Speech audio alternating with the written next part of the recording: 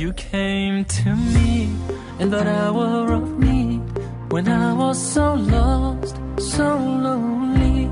You came to me, took my breath away, showed me the right way, the way to lead. You filled my heart with love, showed me the light above. Now all I want is to be with you. You are my one true love, taught me to never judge. Now all I want is to be with you. Allahumma salli ala Sayyidina Mustafa ala Habibika Nabika Mustafa.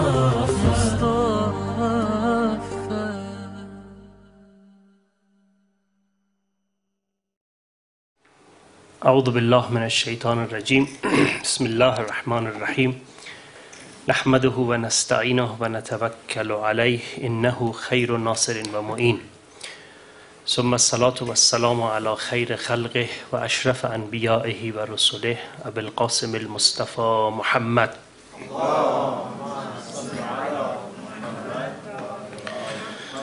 صلى الله عليه وعلى أهل بيته الطيبين الطاهرين المعصومين وأصحابه الخيرة المنتجبين. On the series of philosophy of Islam, the topic of tonight's discussion is obstacles of logical religious epistemology. For us to know what is the epistemology of religion and the logical epistemology of religion, we have to understand, first of all, the different types of epistemology that you have. Based on the four facilities that we have four kinds and four types of epistemology. One is an understanding and knowledge which is based on the five senses. Sense-based. A blind person, you know the story of that person which went into a dark room, which inside of that dark room there was an elephant. But he didn't have no knowledge what is inside. So when he went inside, each of them came with one story. The one touched the leg of the elephant and he came back, he was asked what was there. He said, I saw a pillar. The second one touched the ear, and then he came back and he said, I saw what you call this badbazan. Fan, something like that. The third one, touched the trunk, came with another story. Based on the touching sense that you have, you come in a dark room with a kind of understanding of the subject that you touch. And a lot of other, people that judge by the eyes. You hear something, you judge. Sometimes when every aspect of the subject is clear, maybe you can come with a good understanding. But when the aspects of what you are talking about is not clear, then you don't have a good epistemology of what you are talking about. So that's the one type. It is not a very good type of epistemology, but at the end of the day, it is one of the facilities that we have. The second one is the scientific one. All examinations which are gone. For example, you go to a doctor, the doctor write for you to have a blood test. So the test of the blood goes to the laboratory, and then under the microscope, a lot of things comes out that in this blood I saw this one, that one. The viruses are all specified. The sugar in your blood, the iron in your blood, everything comes out of the examination. That is scientific epistemology. That you come based on science and technology. You test something, and based on that test you come to a conclusion. That is called scientific epistemology, which is quite good, but when it comes to only physical and chemical things.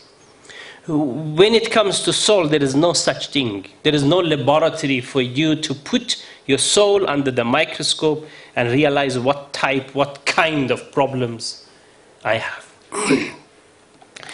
And then we have mystical epistemology, which is more advanced. Mawlavi has got an experience in this world. Abu Rayhan Biruni has got some experiences in this world.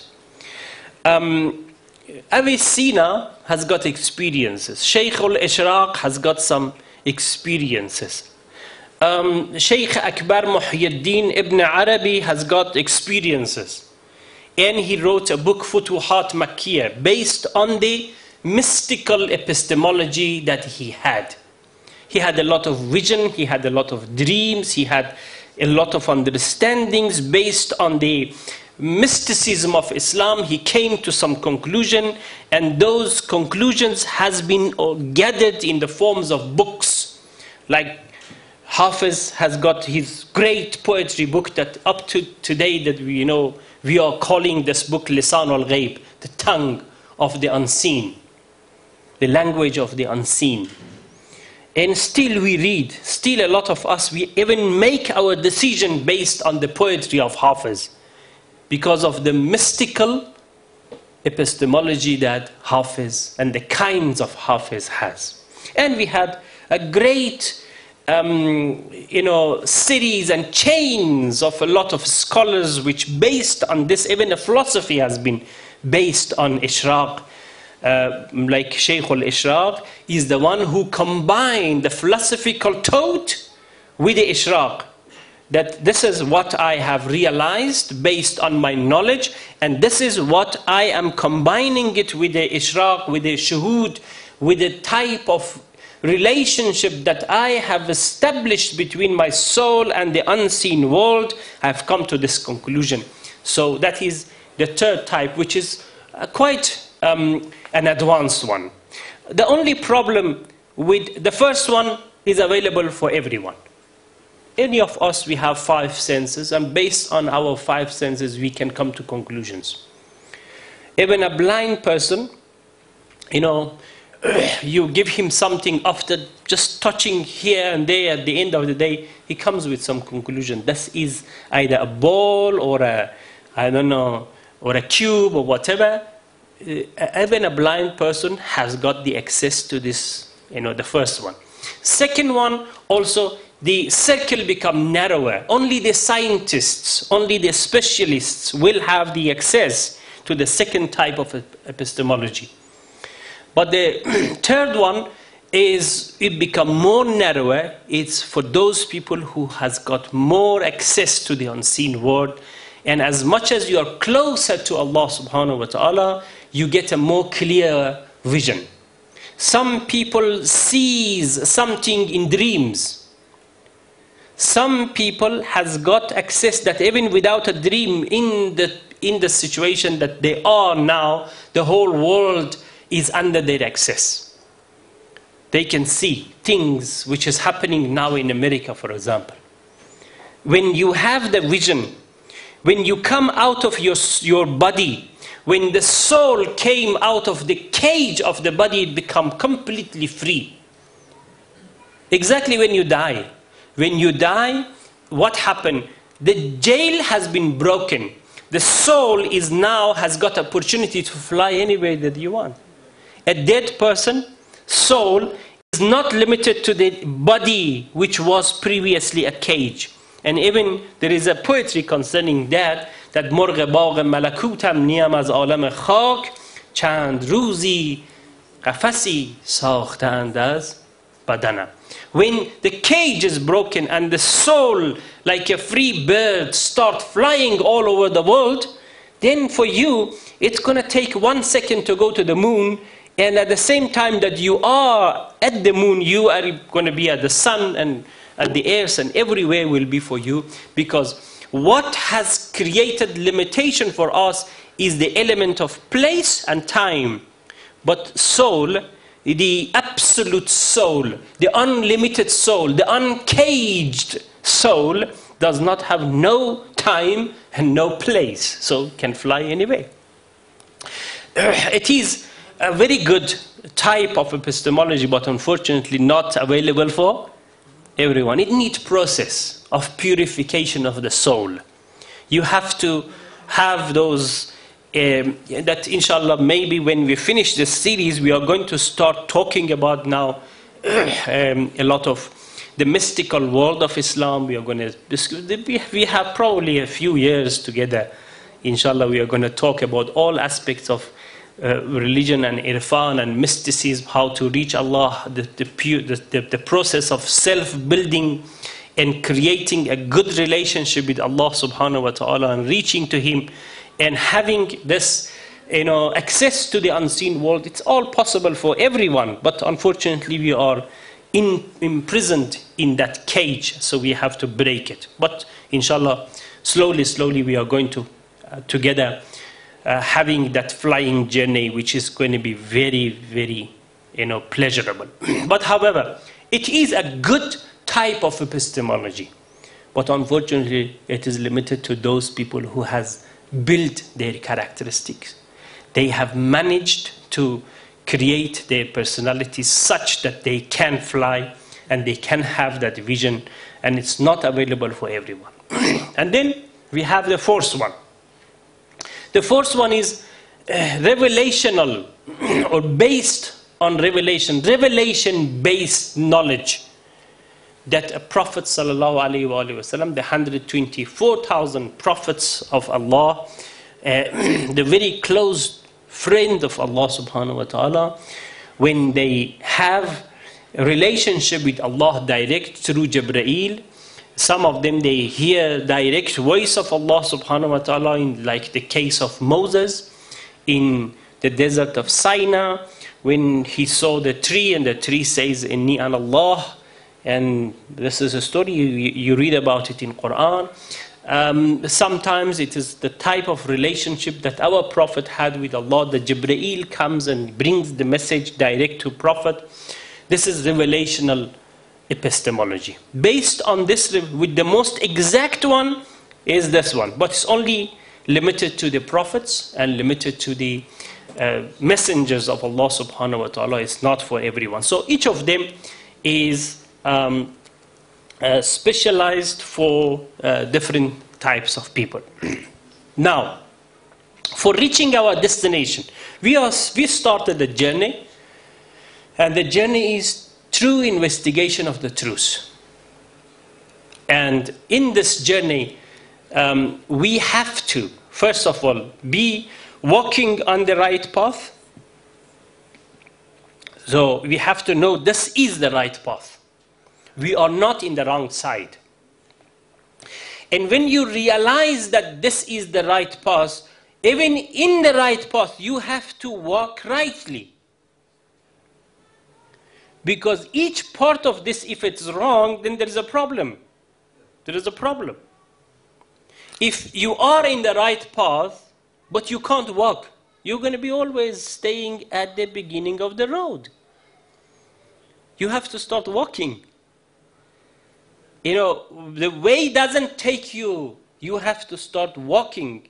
The direction is very important. Which direction are you walking? How are you walking? With the help of whom you are walking. The walking itself has got process, has got formulas. You cannot just walk anywhere. So first of all, you have to walk on the right path, and then you have to rightly walk, that you should not make mistakes. Otherwise, those mistakes are going to take you back. obstacles. On this journey toward perfection, toward reaching to Allah subhanahu wa ta'ala, there are a lot of obstacles. There is about 10, 15 of them, but I've just summarized all three, all in this tree, which is very, very important. The one is fanaticism, the biggest enemy of mankind. No matter who you are, if you are Muslim or a Christian or a Jew or Hindu or Buddhist or whoever you are, fanaticism is the enemy of the knowledge, is the enemy of mankind, is the enemy of epistemology. It's an obstacle. With fanaticism, you will not reach anywhere. Okay? With fanaticism, you do a lot of mistakes, and I'll give you the example later on. The other one is blindly following. Like billions of people around the world, which they are just blindly following their parents, their society, their teacher, their church. As I told you at the first series of lecture, if you remember the first 9, it's just enough for you to be born in a Christian family to be Christian, in a Jewish family to be a Jewish, in a Hindu family to be a Hindu, and in a Muslim family to be a Muslim. You have no role. You didn't play no role in choosing your path, your direction, and that is the biggest also enemy of epistemology, an obstacle against finding the truth. The third one is ignorance. Yeah, that is a big one. That's why Islam is against ignorance. That we always emphasize that the people have to properly understand Deen, and they should learn about the religion, and they should always try to find the right path based on knowledge. The first word of the book that we received starts with letters, with reading. اقرأ باسم ربك الذي خلق. Read in the name of the one who has created you. We started our revolution with reading. And reading has to be a part of our habit. Unfortunately, look, I have been, probably about a month ago, we visited our leader, and one of the advice that he had was concerning writing novels for revolution and for the war defense, the holy defense that we had. And then he said, not all of you are as eager as I concerning reading the book, because I, if it is 800 pages, I finish it in few days. And I read. And you know that he is the second fast reader in Iran. The second fast reader. And I've seen, the book like this, read it so fast, it's just scanning it. Look at the rate and the ratio of book reading in Europe. Their book didn't start with read. Our book started with reading. But they read 10 times more than us. We are not, one of the best habits that you can have is to have always something in your side. Read. But unfortunately, we don't. And ignorance is the biggest enemy that we have. All of the problems of mankind first is because of ignorance. And I gave you that example of the match and the darkness. That is the situation. When everywhere is full of ignorance, then, of course, you will definitely be able to progress with your small matches, which produce little light. The fanaticism. Your brain is in a cage. And you love with no reason. You hate with no reason. That is fanaticism. Your brother fighting with somebody else. You just come there and you realize, oh, my brother is fighting with somebody else. That's fine. No reason. You just follow your brother, even if your brother is wrong. That is fanaticism. Okay? You should not even help your country if it's wrong. You know, look at Muhammad Ali Calais, what happened? He was, and actually wanted to be arrested the time that he refused to go for the war against Vietnam. When American went to Vietnam, he was in the age that he has to go for the service, military service. He refused to go. He said, this is wrong. I cannot do this. Okay? I mean, no matter who is the person that you are facing, if it is your father, or if it's your teacher, or your wife, or your husband, your child, your brother, your sister, fanaticism says just help. He is related to you. Finish. But logic says no. Ask who is right and who is wrong. And try to help the right side, even if it is the enemy of your brother. And don't help your brother if he is wrong. So simple they say that. But fanaticism says no, just help your brother. And that is the cage which, if you have fanaticism, you will not find the truth, because you are fanatic about Islam, you won't get it. Even about Islam, don't be fanatic. If you are fanatic about Christianity, you will not reach anywhere. If you are fanatic about Judaism, you are not going to reach anywhere. You are fanatic. All of the problem that we have with the IS is because of fanatism. These people has got this type of brainwashed ideology that we are the right, we are the righteous people, we are truth, and everywhere around the world they are all completely pigs and dogs, and they have been created to be killed, and we are the only right people of the world. Finish. It is fanaticism. Otherwise, if you just think a little bit, if you just think about a little bit and you are not fanatic, you are going to easily come over with your wrong ideology. The second one is blindly following. Look at this picture here. All of these people in the row, they think that they are progressing toward light. Okay? But then you see, we are following somebody blindly. And he is falling into the hell, and you are also with him. It's because we are all, following is fine when you don't know, somebody else knows. You go to a doctor. This man has been into the university. He has got a PhD, and he is a specialist on eye. You will never been to university at all. So when your eye has got a problem, you go to an ophthalmologist. And then the ophthalmologist will do some examination, put your eye into the lensometer, and then at the end of the day it says, your eye has got cataract. So you need to have an op.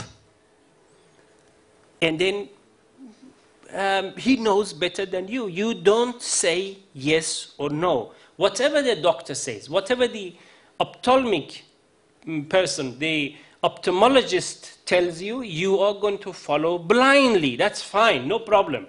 No one has got any problem with following somebody who is more knowledgeable.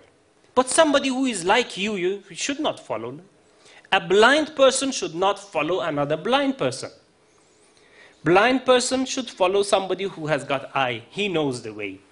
But we all following a blind person. That person also, we're following a blind person, and that's happening. All of us, we're going to the same wrong direction.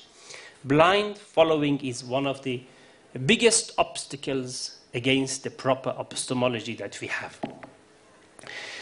Look, the roadmap to the truth is very important for us to have this roadmap. And if we don't have it, unfortunately, we are not going to reach anywhere properly. And that roadmap is very clear. Majority of the people of the world, they are not following this roadmap. Majority of the people of the world. They know people, and based on the personality of the people, they judge about the truth. Okay? Yeah, that father at the church, he is a very good person, so Christianity must be right. That's not the proper way. This father at the other church, this is, he helped a lot of people. He is very kind. Whenever we go, he talks, I get this peace, this tranquility, so he must be right. These are not the criteria of being right. Righteousness, right, has got signs. And we discussed about this before. You remember? The criteria of the right religion. Those criteria are for you not to make mistake. Here the truth with the criteria. Find the truth. And when you find the truth, based on that truth, you can judge who is right, who is wrong. The whole problem of the world is that they are following people and they think that this man is a statue of truth. So truth has been compared with personalities of the people, not that the people compared to the truth. That's the problem. أعرف الحق تعرف أهله is here. And fortunately, only we, the school of thought of Ahlul Bayt alayhimus salam, we have got this formula. No one else. Wherever you go, they talk very clearly about this wrong process. That look at Jesus, look at this, look at that. And then finally, they want you to follow this particular religion because of this personal, this figure. Sai Baba, for example, they put him there like a statue. They say, yeah, here's the man. Look, he gives ashes here and there. Look at him. He produced balls from his, from his hand. He must be, look at his face, such a nice, looking God sitting there.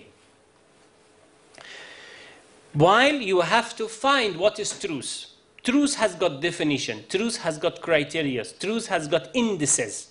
Have the indices and the criteria of truth before you, and based on those criteria, first of all, find if this direction is the right direction or not. Is this truth or not?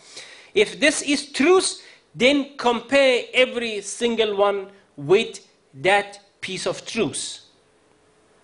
Your leadership, your system, your friend, your father, your mother, your brothers, your children, everyone, if you want to know if this person is right or wrong, here is the scale. Scale is in your hand. You have the truth. But based on that truth, then you can weigh the people.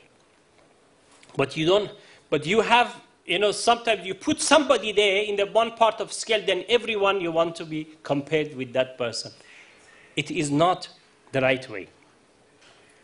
If it has been said concerning some of our big personalities like Imam Ali alayhi salam, that, they are Faruq, or they are like criteria, is because kinds of personalities like prophets, they become statues of the truth. They are walking truth. They are walking Quran. That's fine. If somebody is infallible, if somebody has got the right direction, relationship with Allah subhanahu wa ta'ala, and in that direct relationship with Allah, he has reached to a point of infallibility and to the high level, then of course, they become what you call a statue of truth. You can compare the rest of the people with Prophet sallallahu alaihi wasallam easily. That's why Allah called him uswatun hasana, an example for the rest of the community. But then, not every single person, especially somebody who is not infallible, they should not become a statue of truth for us.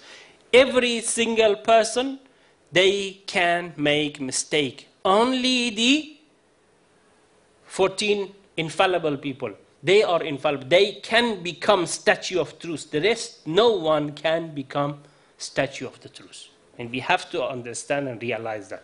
Otherwise, we will always make mistake.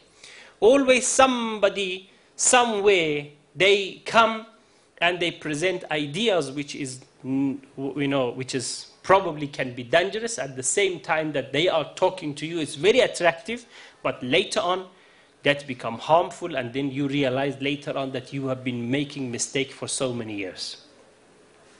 Very important for us to have this process. First, know the truth, and based on the truth that you have, you go and search and compare everyone with that truth. Then you won't make mistake. The other one is accept the truth, even if it is it's bitter, even if it is against you.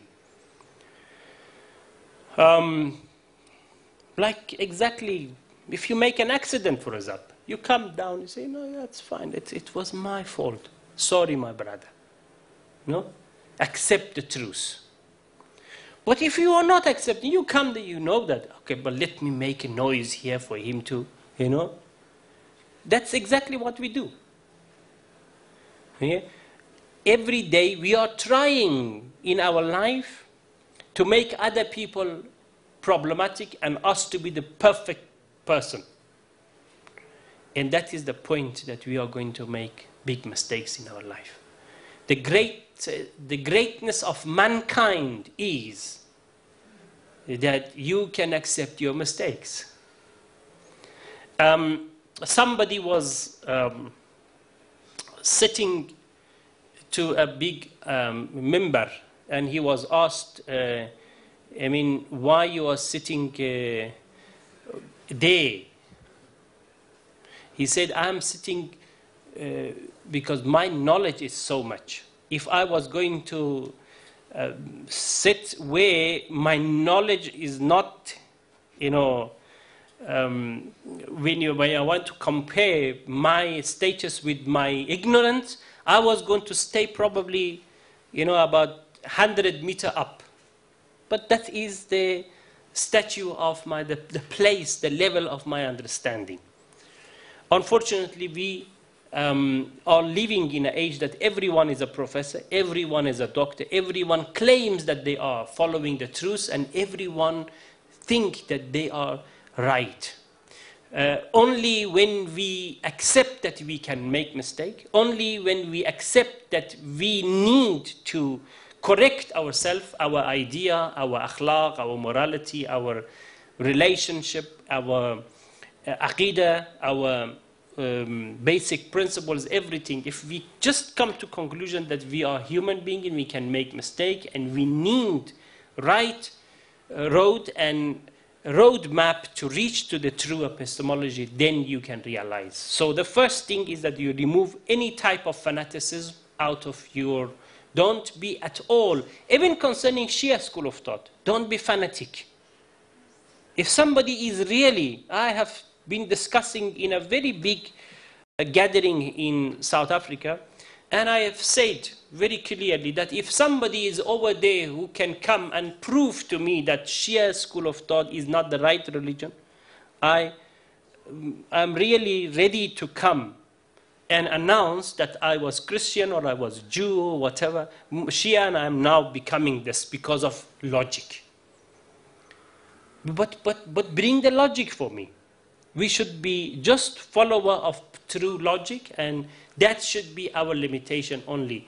Illogical aspects, illogical thoughts should not have no place in our life, in our relationship, in our family, in our studies, in our society, everywhere. As soon as illogicality comes, then the problem starts. But until we have logical minds, logical ideas, logical people,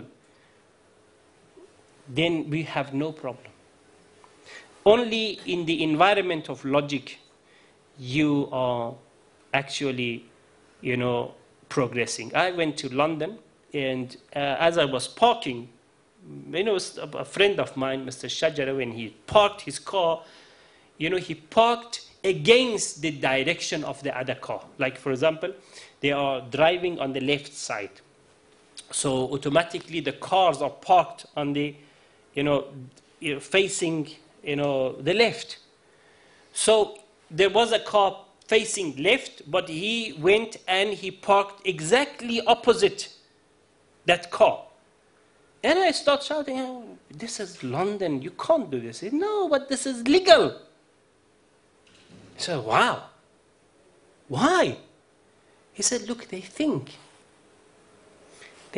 this car, if I force him to park in line with the other one, all facing that side, he has to take a lot of time, a lot of traffic, he has to return and go and reverse and this and that, create traffic. He just go, from this line straight there, park there, go and come back. It's parked, it's not driving, so what's the problem? Why? Because logic is there. And unfortunately, when there is no logic, I mean, we have problem here. Just look at, at the problems that we have, the traffics that here in Iran we have. Just imagine when we are in the four-way and the light goes, the chaos starts. But believe me, in South Africa, an African country, as soon as the light goes off, then there is a automatic regime will be starting. 1, 2, 3, 4. 1, 2, 3. If it takes 5 hours, it's fine. No one is going to rush. No one is going to hoot. But then we say we are civilized, then they are not. We have reading, but they are acting. And if you are in a highway, you won't see 4, 5 lines. It's 3 lines and 3 lines. Finish. They will not start to, coming here, that side. Everything has got a law, has got order. There is always the side roads that if it is in Iran, they are going to be always full. But you cannot see even one car going to the other, to the right or to the left shoulder of the road. They say they recognize maybe there is somebody's life is in danger. Somebody has made an accident. Let him go and pass. And just imagine when there is a siren goes, everyone start now going this side, that side. Exactly like our country. Well, you hear about the sirens. And then you try to find your way behind the ambulance because you see, hey, you see this car is going to reach earlier, so let me be behind him to be reaching to where I am. We don't have no logic behind our action, and that's why we have problems. In every aspect of life, when we have logic, we have prevailed. And wherever there is no logic, we have failed. And in process of growing economically, my brothers and sisters, we have to grow like body organs. A baby when it's born is 2 kilos. The head is so much, the mouth is so much, the nose is so much, the ear is so much. Now imagine a baby grows up. The ears grows, but the chin remains very small. The nose goes like what you call Pinocchio, okay? And the hands, remain small. The leg, one leg grows, the other leg remains small. Just imagine such a baby, it become a cartoon. It's like a caricature. Yeah? So we have to grow in our country like body organs. Every day we register 1,500 cars in Tehran, but we don't make 1,000, probably 2-3 kilometers of tarmac road. And then we say, why there is a traffic?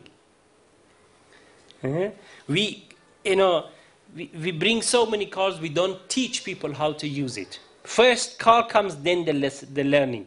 First mobile comes, then the learning. Everything, we just get it, and then we don't go to learn and get driving license. We just get into our sister car and say, please teach me. So when we kill somebody, and when we break the car, and even we say, okay, look, let me buy for you a pride that if you beat somewhere, or you hit somewhere, should not be no problem. Yet that logic is nowhere in the world. Because logic is not there. So, brothers, the best type of epistemology is that we should not be fanatic about whoever you are, whatever you are, and then we should be completely neutral when it comes to decision making. And we should not take sides, we should not be in favor of here and there. The only thing which should prevail in our mind and our idea in our life should be only one thing: logic and logic and logic. Salawat. My ummah, he will say, Rasulullah on that day, even though we've strayed from him and his way. My brothers, my sisters in Islam, let's struggle, work and pray.